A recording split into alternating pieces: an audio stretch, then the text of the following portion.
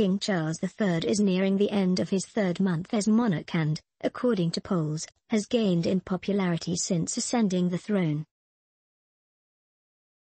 An exclusive poll for Express.co.uk, conducted last week by Techn UK, revealed more than a third of people of all ages and social categories felt more positively about the King since September 8. In contrast, just 1 in 5, 21%, felt more negatively about the King while 34% were unchanged in their view.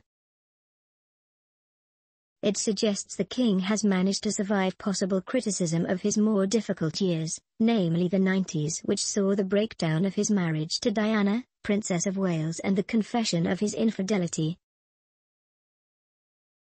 However, while polls suggest that the monarch is escaping controversy, his biographer has claimed there could be more scandal to come.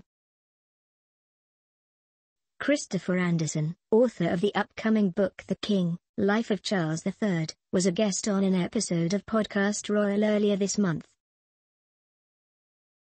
He said, "I think one mistake people make is to assume he, Charles, is going to be a placeholder for William, that he's going to keep the throne warm as it were.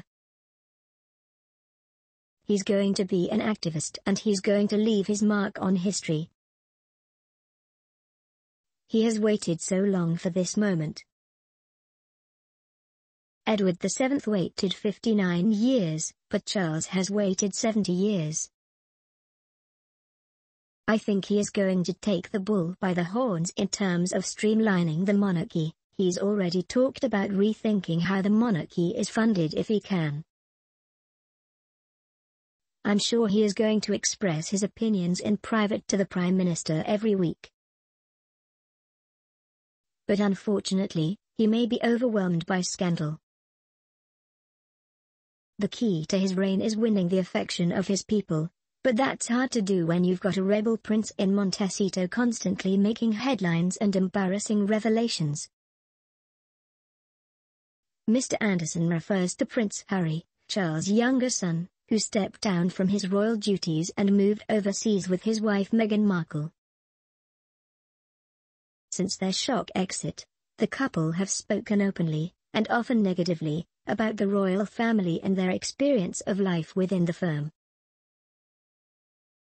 And while the Duke and Duchess of Sussex united with the family to mourn the loss of Queen Elizabeth II, it is understood that tension still remains between the Sussexes and the UK-based royals. According to Mr. Anderson, Charles' relationship with the pair is particularly vulnerable to further harm. "I think he feels very betrayed by the situation, that he's receiving all this criticism from the Sussexes," he explained. Perhaps Harry and Meghan's most infamous attack on the institution came in March 2021 when they sat down for a bombshell interview with Oprah Winfrey.